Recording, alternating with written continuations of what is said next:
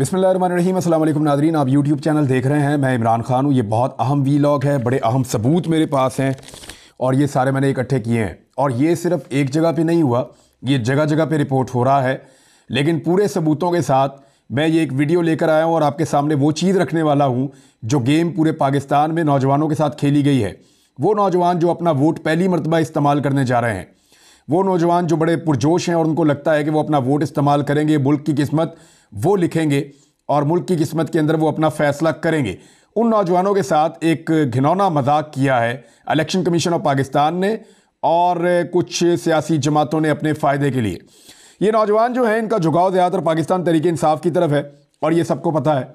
और नौजवानों को लुभाने के लिए, नौजवानों को अपने करीब करने के लिए तमाम पॉलिटिकल पार्टीज़ जो है वो कोई ना कोई स्टंट करती रही हैं, लेकिन किसी को भी कामयाबी हुई नहीं।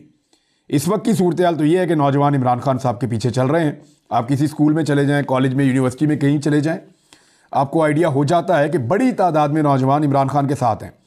हाँ, ये ज़रूर है कि दूसरी सोच वाले नौजवान मौजूद हैं, लेकिन उनकी तादाद बहुत कम है।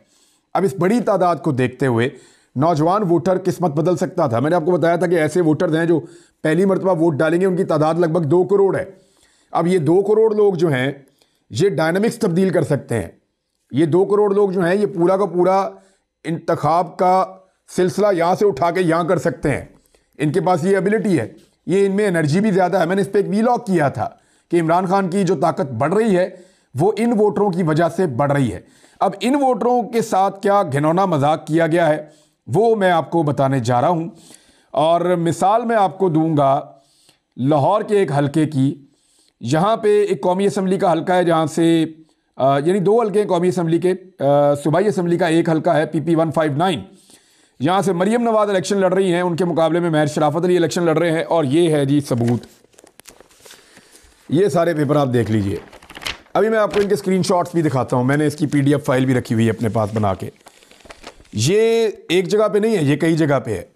ये जी एक पोलिंग स्टेशन है और इसका नाम है government girls high school, Youhanabad, Ferozepur road, Lahore. ये पोलिंग स्टेशन है, इसको आपने याद रखना है। अब मैं आपको बताता हूँ पूरी कहानी, गेम हुई क्या है और नौजवानों के साथ किस किस्म का एक मजाक खेला गया है, एक घिनौना मजाक, और उनको मुतनफ़र किया गया है इलेक्टोरल सिस्टम से, मायूस करने की उनको कोशिश की गई है। इसका जो ब्लॉक कोड है वो 2590203333, ये इसका ब्लॉक कोड है। और इसके अंदर जो पहले वोट हुआ करते थे वो 8 साढ़े 8 हज़ार के करीब वोट थे इसके अंदर। 2018 के इंतखाबात में 2018 के इंतखाबात में इसमें 8 साढ़े 8 हज़ार वोट रजिस्टर्ड थे। इतने वोट थे जो यहाँ पे इस पोलिंग स्टेशन पे वोट डाल सकते थे। उसमें 4000 पड़ जाते हैं, 5000 पड़ जाते हैं मैक्सिमम, बाद औक़ात इससे कम भी पड़ जाते हैं। लेकिन ये जो पोलिंग स्टेशन है, यहाँ पे इस वक्त कितने वोट रजिस्टर्ड है? अब मेरी इत्तला के मुताबिक जो हमने डाटा इकट्ठा किया और जो डाटा हासिल किया, उससे ये पता चल रहा है कि इसमें 29,740 वोट रजिस्टर्ड हो चुके हैं। अब 8,500 वोट तो वहाँ का लोकल था, उसके अंदर मैक्सिमम बढ़ जाता, 1,000 बढ़ जाता, 1,500 बढ़ जाता।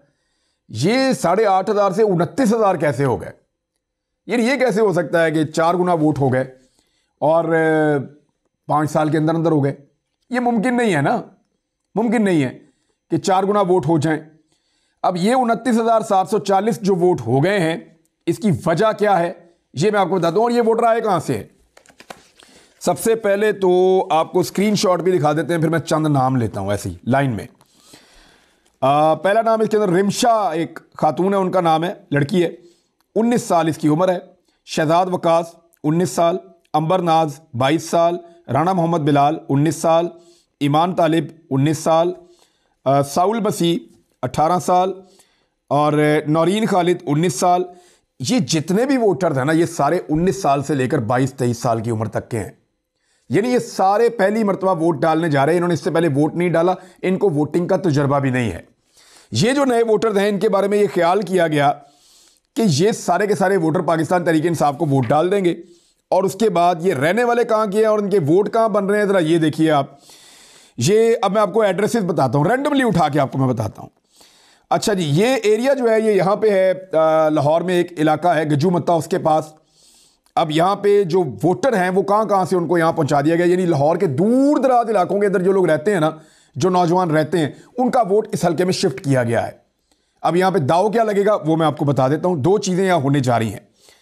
नंबर एक, पहले आप देख लें, ये ज़रा एड्रेस देख लें। एक जो है लाहौर कैंट का, दूसरा लाहौर कैंट का, तीसरा जो है वो इस्माइल नगर का, चौथा जो है वो लाहौर कैंट का, पांचवा जो है वो बागवानपुरा का, अगला जो है वो मुगलपुरा का, अगला जो है वो इस्लाम नगर का, अगला जो है वो कृष्ण नगर का, इस्लामपुरा जिसे कहते हैं आप, अगला जो है वो डिफेंस का, उससे अगला जो है वो कैंट का, उससे अगला जो है वो आरे बाज़ार का, उससे अगला जो है वो फिर कैंट का, एक और जो है ये भी कैंट का, एक और जो है वो मुल्तान कॉलोनी लाहौर कैंट का। इस तरह ये जितने भी वोटर्स हैं, कोई मुगलपुरा से आया हुआ है, कोई गुलिस्तान कॉलोनी से आया हुआ है, कोई मुल्तान रोड से आया हुआ है, कोई ताजपुरा से आया हुआ है, ये फिर एक और बागवानपुरा का आ गया है, बागवानपुरा का और वाल्टन का। अब ये सारे जो वोटर्स हैं ना, इनमें ज़्यादातर का एड्रेस इस हल्के में है ही नहीं।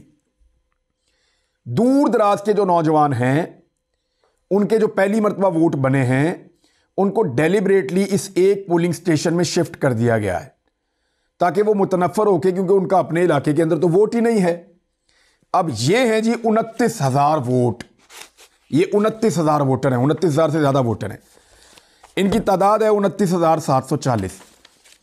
अब इनमें से कितने आएंगे जो अपने घर से निकलें, वहाँ पहुँचे और आके, ये उनकी असेसमेंट है। उन्हें लगा कि जितनी दूर हम इनका पोलिंग स्टेशन बना देंगे और इनको आइडिया ही नहीं होगा तो ये जाके वोट ही नहीं डालेंगे।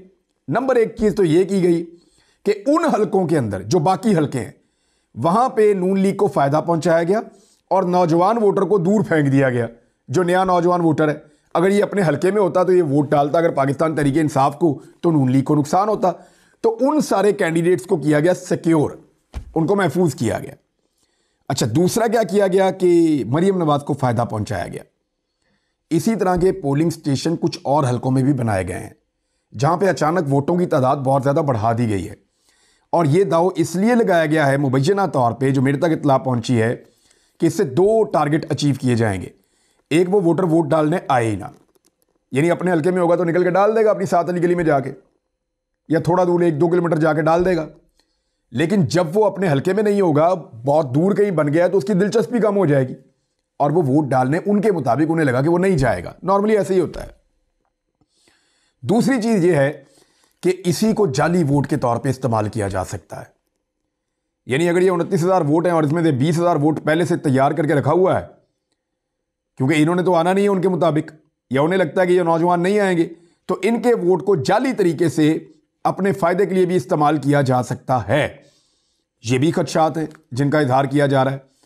अब इसके ऊपर तमाम जो पोलिंग एजेंट्स हैं और तमाम जो पॉलिटिकल पार्टीज़ हैं, PMLN के अलावा, PMLN को तो वो तो कहते हैं साड़ी गल हो गई है, उनके अलावा मैं कह रहा हूँ, अब जिनकी बात होगी उनको क्या मशवरा देना, उनको तो सब चल रहा है उनका, वो कहते हैं साड़ी गल हो गई।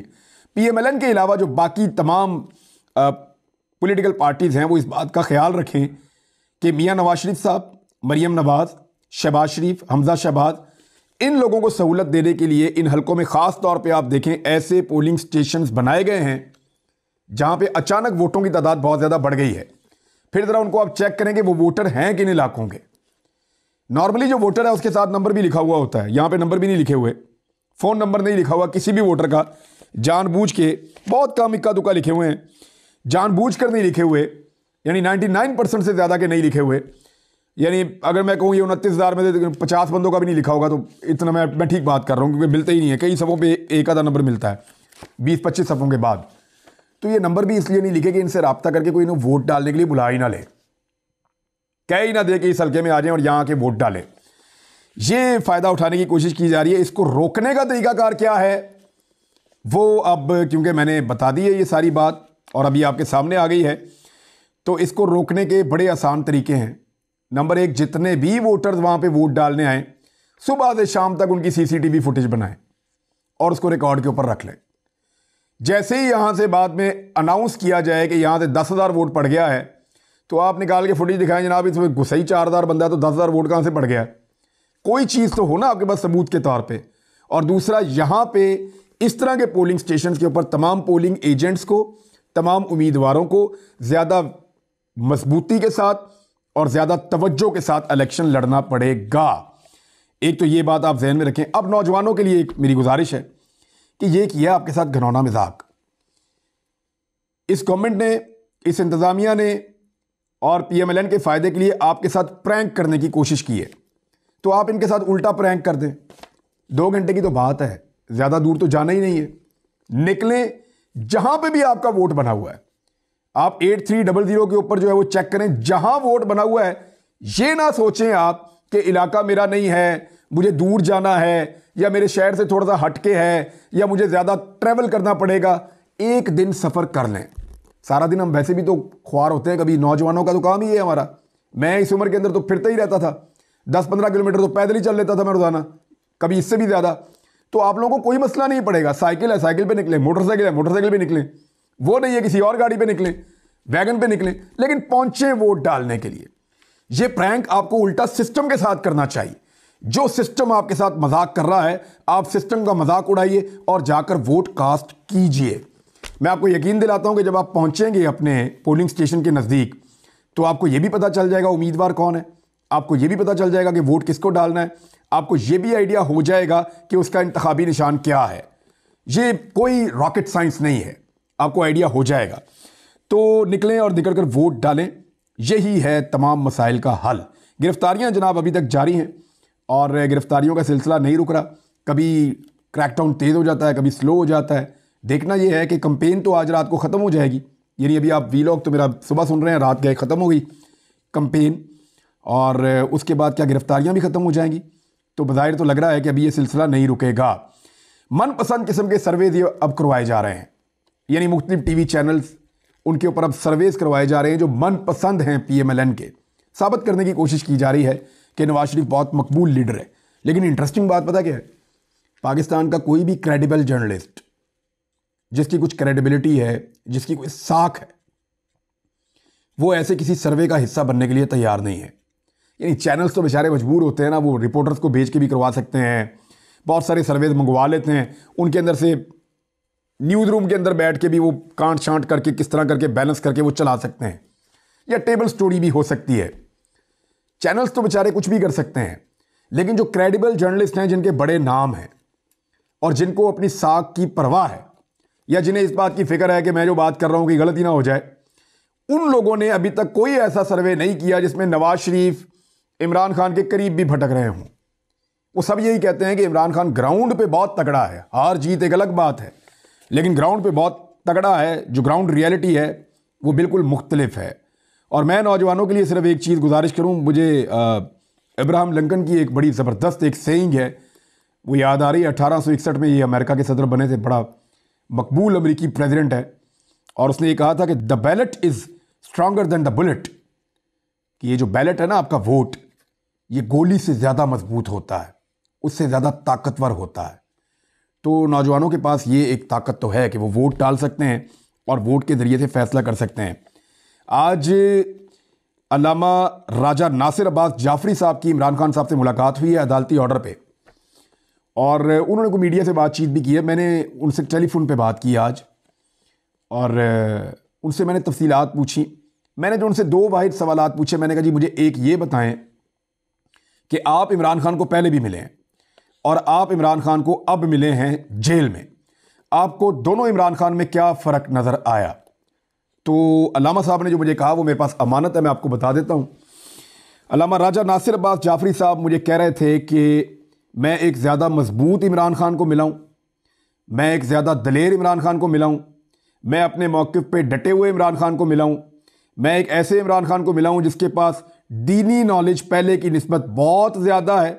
बल्कि वो हैरान हो रहे थे कि कुछ चीज़ों पे मुझे हैरत हुई कि इस आदमी का जो इस्लामिक नॉलेज है, ख़ास तौर पे कुरान पाक को और हदीस को पढ़ने के बाद, वो इस लेवल पे है कि नॉर्मली उलमा को कई चीज़ें नहीं पता होती। ये उन्होंने मुझे बात की, तो मेरे लिए भी बड़ी हैरत की बात थी कि एक आदमी इतना ज़्यादा मुताला इतने थोड़े वक्त में कैसे कर सकता है।